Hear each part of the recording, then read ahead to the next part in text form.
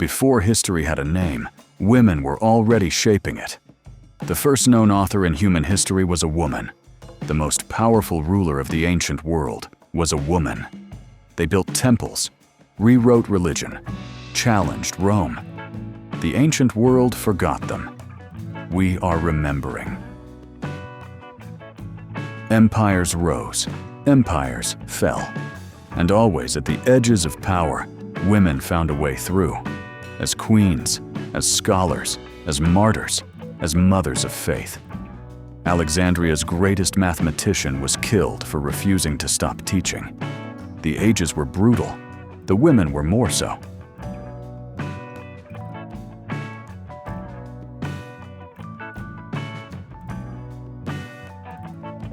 A 1,000 years of silence, or so the history books suggested.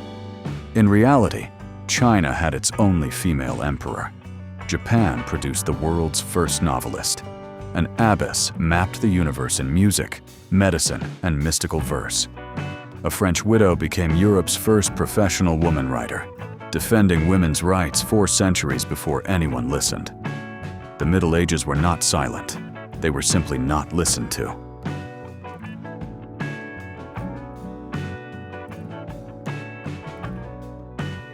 The age of kings, inquisitions, and absolute power.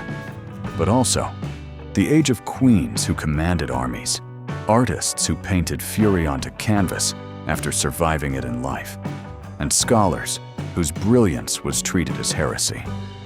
Power in this era was violently masculine, and yet, some women found the cracks and refused to let them close.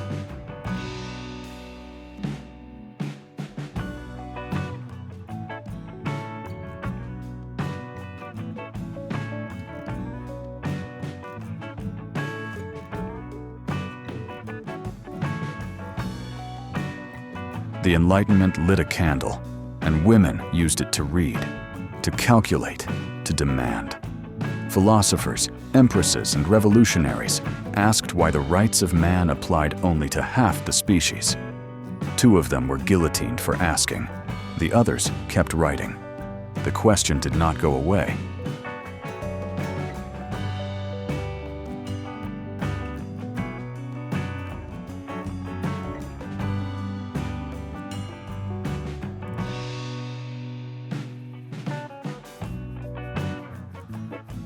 The 19th century was the century of conscience, of empire and abolition, of industry and suffering, of men who passed laws and women who refused to accept them. Harriet Tubman led 19 missions back into slave territory. Harriet Beecher. Stowe put slavery into living rooms across America. Florence Nightingale used mathematics to prove that cleanliness saved lives, not just courage. Ada Lovelace wrote an algorithm for a machine that did not yet exist. Susan B. Anthony was tried by a jury she could not legally belong to. Elizabeth Cady Stanton wrote a declaration for women's equality in 1848 and fought for it until her death, 54 years later, without seeing it pass. Sojourner Truth asked, in a crowded hall to a hostile crowd, whether she counted. The question echoed through the century. It echoes still.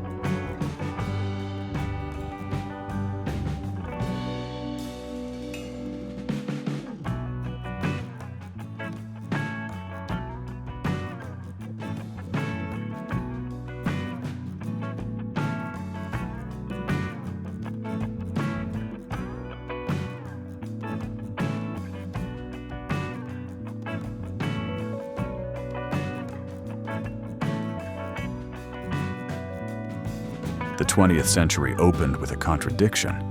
Women were still denied the vote in every major democracy, while simultaneously discovering the structure of the atom, writing the novels that defined the age, and treating the wounded of the world's first industrial war.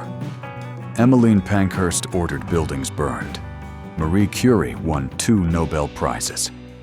Virginia Woolf asked what a woman needed in order to write.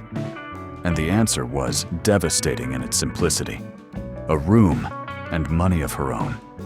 Anne Frank hid in an attic for 2 years and left behind one of the most read books in human history. The world was breaking open. The women in this era helped break it.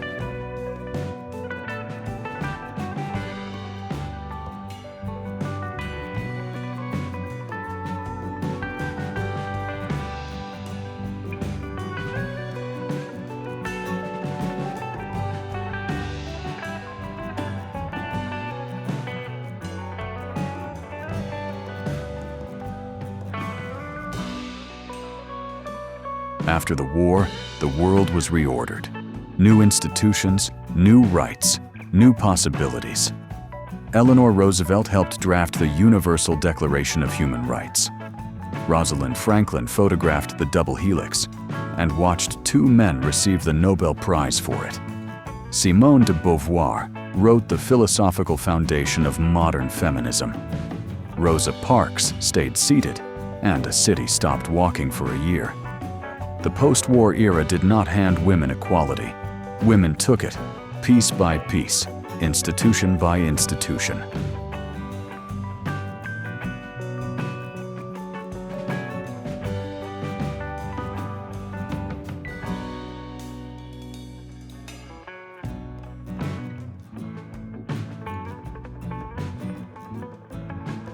The 1960s asked the oldest question in a new language: who belongs?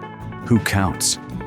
Katherine Johnson calculated the trajectory to the moon, and John Glenn refused to launch until she had personally checked the numbers. Valentina Tereshkova orbited the Earth 48 times, while most women in the West still needed a husband's signature to open a bank account. The space age was built, in part, by minds they almost didn't use.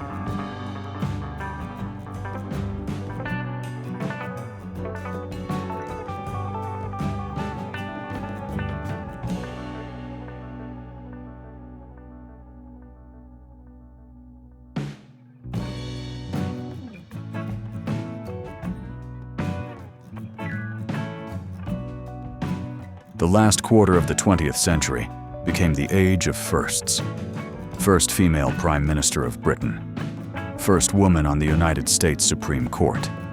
First American woman in space. First woman to win the Nobel Prize in Literature from the African diaspora. Each first carried a weight that the second and third would never bear, because each first stood completely alone.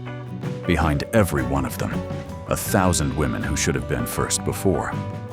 The institutions did not open willingly. They were forced, shamed, and argued into it, year by year, case by case.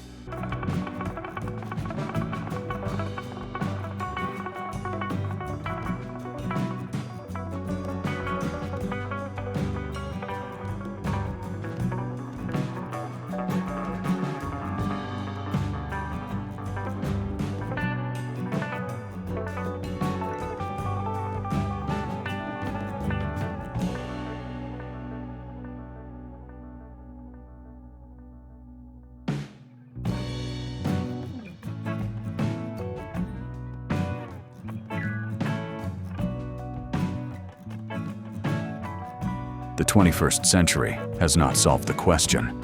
It has sharpened it. Today's women on this list rewrite the human genome. They lead nations. They walk out of school at 15 and address the United Nations. They challenge the most powerful industries on Earth with a handwritten sign on a Friday afternoon. The tools have changed. The resistance from those who benefit from keeping women out has not. 100 women. 100 different answers to the same question. What happens when you refuse to disappear? The legend on this card. You already know her name.